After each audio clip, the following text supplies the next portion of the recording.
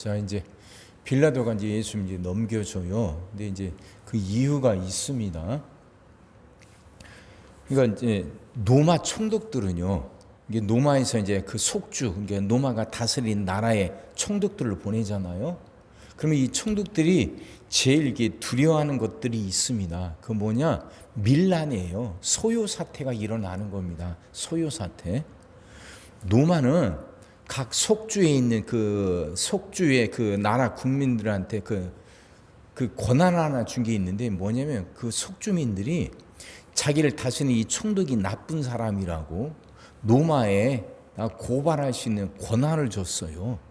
그게 직고권 그럽니다. 직고하다, 고발하다, 직접 고발하다 그 말이거든요. 그러니까 로마에서 원로원이나 황제들이 각 나라에다가 그걸 속주라고 하잖아요. 총독을 보내는데 총독을 관리를 해야 될 거 아닙니까? 이 총독이 잘하는지 못하는지 관리를 하고 견제를 해야 되잖아요. 그러니까 뭔가 장치를 하나 갖고 있어야죠. 말 잘 듣고 얌전하게 잘 다스릴 수 있는 장치를 하나 만들어야죠. 그게 바로 이거예요. 직고권. 속주민들이 자기를 다스리는 총독이 일을 잘못하면 그래서 이제 그 백성들 잘 못 다스리고 막 불평이 많고 이러면 로마 황제한테 직접 고발을 해요. 이 총독이 이렇게 나쁜 사람이다. 그러면 총독이 그 로마 그 황제에게 고발을 하면 황제가 그 총독을 불러 들이는 겁니다. 그러니까 총독들이 제일 두려워하는 게 그 소요 사태가 일어나는 거예요. 밀란이 일어나는 거죠. 특히 예루살렘은 언제나 이게 불안한 곳이에요. 이게 이 예루살렘에 있는 사람들 그래도 하나님을 믿는다고 하니까 자기를 다른 이방이 다스린다는 걸 굉장히 싫어한단 말이에요. 그리고 또 예루살렘 중에서 1년에 사람들이 제일 많이 모일 때가 6월절이에요. 지금 6월절이잖아요.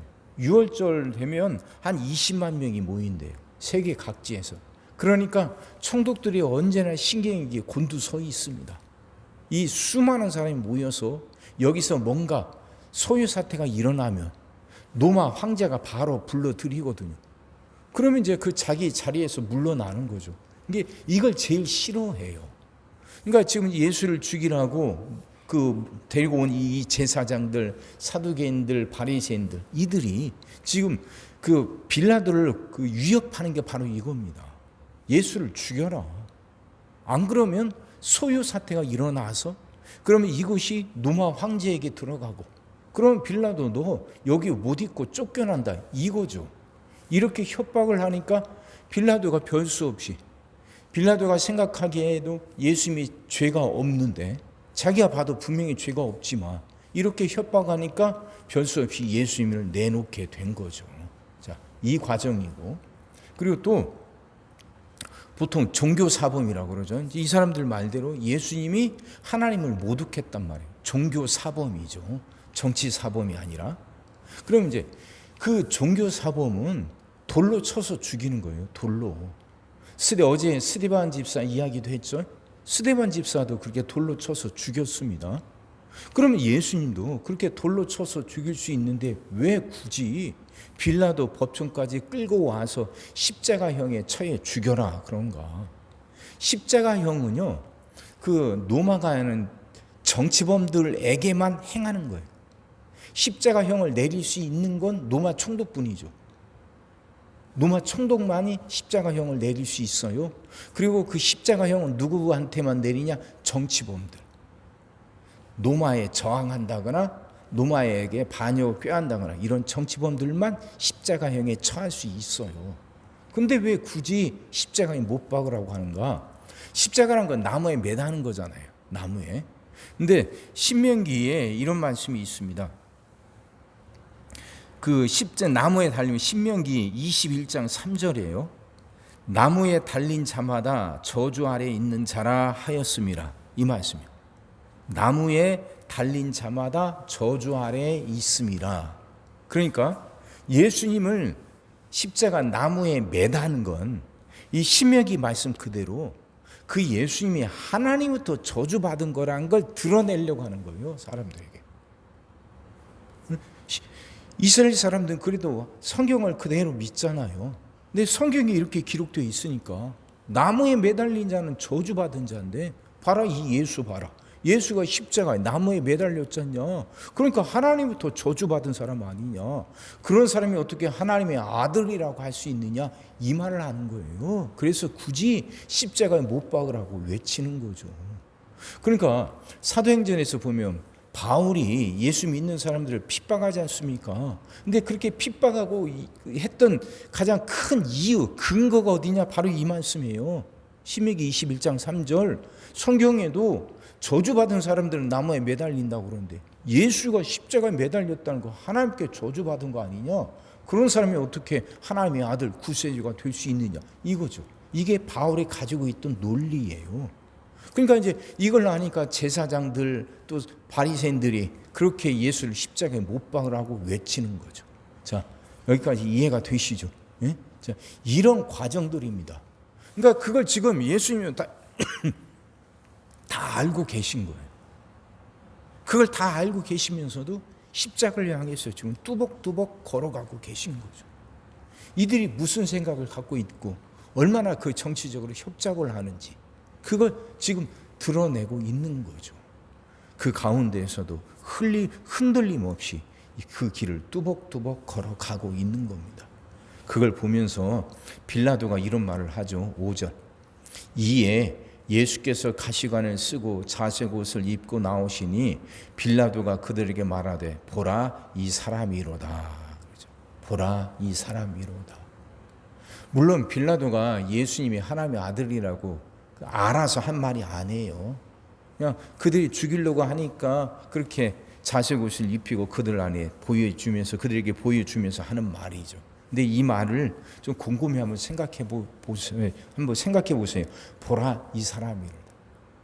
빌라도가 어떤 의도로 이 말을 했건 간에 그 예수님이 바로 하나님의 어떤 분이신지 보여주는 거 아닙니까? 그 의미죠. 예수님이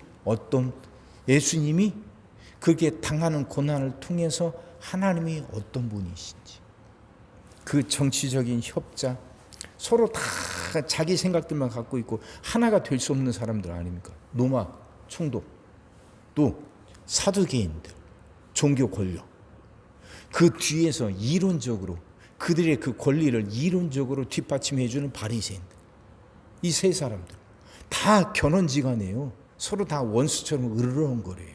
근데 그랬던 사람들이 예수님을 죽이는 일에는 어쩌면 그렇게 딱 하나가 되냔 말이에요. 악한 세력이 그래요. 악한 것이. 그걸 보시면서도 예수님이 흔들림 없이 뚜벅뚜벅 그 길을 걸어가셔요.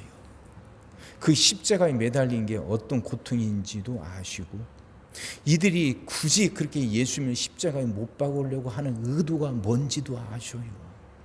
그 성경 구절 그거 갖고 그 곡해한 거잖아요. 그거 왜곡해가지고 예수님을 하나님부터 저주받은 사람이라고 만들려고 하는 그들의 몸부림. 예수님이 여지껏 하셨던 일을 보면서도 그분이 정말 하나님의 아들이고 그 안에 생명이 있음에도 불구하고 그 예수님 때문에 자신들이 그 이익이 침해될까 봐 그 예수님을 죽이려고 그냥 죽이는 것도 모자라서 두고두고 하나님께 저주받은 사람이라고 만들려고 그렇게 매도하려고 십자가에 못 박게 하는 그들의 이 완악함, 그걸 보시면서도 예수님은 사랑을 갖고 뚜벅뚜벅 걸어가셔요. 근데 그들은 결국 하나님은 예수님을 이기지 못하잖아요. 결국 이기지 못해요. 그렇게 십자가에 못 박았지만 예수님이 결국 3일 만에 부활하시지 않습니까? 자, 제가 지금 계속 드렸던 설명 이해하셔요? 이들이 어떻게 예수님을 못 받고 예수님을 죽이려고 했는지, 정말 이들은 모든 수단을 다 강구한 거예요. 자신들이 할 수 있는 건 모든 걸 다 동원해서 예수를 그렇게 못 받고 예수를 죽이려고 했죠. 그냥 죽이는 것도 모자라서 두고두고 저주받은 자라는 낙인을 찍으려고 십자가에 못 박게 해요. 자기들 법대로 하면 돌로 쳐서 죽이는 건데 굳이 빌라도에게 쫓아가서 빌라도를 위협을 해가지고 십자가에 못 박게 한 것은 그 예수님이 하나님으로부터 저주받은 자라는 것, 그래서 죽었다는 낙인마저 찍어서 예수님을 완전히 매장하려고 하는 거죠. 그렇게까지 이들은 자신들이 할 수 있는 모든 일을 다 해요. 근데 예수님은 부활하시거든요. 그러니까 어떤 악한 것도 하나님을 막지 못한단 말이에요. 어떤 강한 세력도 하나님의 일을 막지 못해요.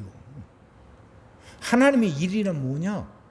우리가 이 땅에서 생육하고 번성하고 정복하고 다스리며 살아가는 거예요. 우리가 그렇게 살아가면서 하나님께 영광 돌리게 하는 거예요. 이게 하나님의 일이죠. 결국 그게 구원 아닙니까?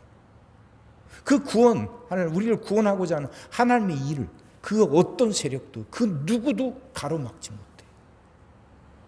예수님을 죽어서까지 저주받은 자라고 매도하려고 했지만 그들의 모든 시도가 결국 다 물거품이 되고 말잖아요. 예수님이 부활하신 거예요. 그러면 우리를 향한 하나님의 일, 우리를 향한 하나님의 뜻, 그건 생육하고 번성하고 정복하고 다스리며 사는 거라니까. 그건 누구도 가로막지 못하고 누구도 방해하지 못해요. 하나님의 일은 결국 이루어지고야 말고 하나님의 뜻은 결국 이루어지고야 말아요. 우린 그걸 믿고 살아가는 거예요. 그러니까 어떤 어려움이 와도 어떤 문제가 생겨도 좌절하거나 절망하지 않는 겁니다. 질병이, 경제적인 문제가, 여러 자녀들 이런 것들이 우리를 가로막지 못해요. 아니, 하나님을 가로막지 못하는 거지. 그것들이 하나님을 방해하지 못하는 거지. 그러니까 우리가 흔들림 없이 하나님께 붙어 있다면, 우리 인생의 코드가 하나님의 콘센트에 꽉 꽂혀 있다면 우리는 승리하는 거예요. 눈보라가 몰아칠 수도 있고 바람이 불 수도 있어요. 인생에 그런 어려운 문제들이 찾아오기도 해요. 근데 그것들이 우리를 망가뜨리지 못한다니까. 그런 문제가 있음에도 불구하고 우리는 결국 승리해요. 내가 강해서가 아니라 우리가 믿는 하나님이 강하기 때문에, 우리가 의지하는 하나님이 온전하시기 때문에, 그 하나님이 우리를 향한 그 사랑이 변함이 없고 한결같기 때문에 우리는 승리하는 겁니다. 그렇게 믿고 살아갑시다. 예수님이 죽이려고 하는 이 모든 이 사람들의 그 수많은 시도들이 성공한 것 같지만 결국 다 깨지고 말아요. 예수님은 부활하시거든. 그거 믿고 우리를 향한 하나님의 사랑과 그 능력 믿고 두려움 없이 흔들림 없이 꿋꿋하게 살아 결국 승리하는 여러분과 제가 되기를 주의 이름으로 축원합니다. 기도하겠습니다. 사랑의 주님, 말씀이 이해가 되게 하시고 깨달아지게 하시고 은혜가 되게 하여 주옵소서. 그 바리새인들, 사두개인들, 그들은 예수님을 죽이는 것도 모자라 예수님을 저주받은 자라고 하나님부터 저주받은 자라는 낙인까지 찍어 그 예수님을 영원히 매장하려고 했습니다. 그럼에도 불구하고 예수님은 그들을 깨뜨리고 그들의 모든 시도를 깨뜨리고 부활하셨습니다. 세상에 그 어떤 것도 하나님의 뜻을 가로막을 수 없고 하나님을 방해할 수 없다는 것, 이제 우리가 분명히 깨달아 알게 하여 주옵소서. 우리를 향한 하나님의 뜻은 우리가 생육하고 번성하고 정복하고 다스리며 살면서 하나님께 영광 돌리는 거라는 것. 그 하나님의 뜻이 우리의 삶 속에서 반드시 이루어지고야 말 거라는 것. 그 어떤 것도 그것을 방해하고 가로막을 수 없다는 것. 이제 분명히 깨닫고 살아가게 하여 주옵소서. 그래서 살아가면서 어떤 문제가 오고 어떤 어려움이 생긴다 할지라도 하나님 낙심하거나 절망하지 않게 하여 주옵소서. 내가 강해서가 아니라 내가 믿고 의지하는 하나님이 온전하시고 강하심으로 그 하나님의 능력이 우리가 승리하게 된다는 것 이제 분명히 깨닫고 살아가게 하여 주옵소서. 그래서 두려워하지 않게 하시고 하나님 의심하지 않게 하여 주옵소서. 주저앉지 않게 하여 주시옵소서. 오늘도 우리 모든 성도들 위해 기도합니다. 한 사람 한 가정 빠짐없이 일일이 찾아가셔서 오늘도 함께 하시고 은혜 내려 주옵소서. 가정들이 다 평안하게 하시고 식구들이 다 건강하게 하시며 생업이 다 형통하게 하시고 문제들이 다 해결받게 하여 주옵소서. 우리 자녀들을 축복하시고 앞길을 열어 주옵소서. 우리 자녀들이 하나님을 사랑하게 하시고 말씀을 지키게 하시며 하나님께 영광 돌리는 일꾼들로 살아가게 하여 주옵소서. 하나님, 우리에게 새날을 주옵소서. 성도들은 질병을 이겨내고 물질의 어려움을 극복하고 수많은 문제를 해결하며 살아가는 새날을 살게 하시고, 교회도 예배가 살아나 빈자리가 가득 채워지며 언제나 생명의 역사가 일어나는 그 새날을 살게 하여 주시옵소서. 오늘 하루도 모든 성도들 눈동자처럼 지키시고 복된 길로 인도하여 주옵소서. 믿사옵고 예수님의 이름으로 기도하옵나이다. 아멘.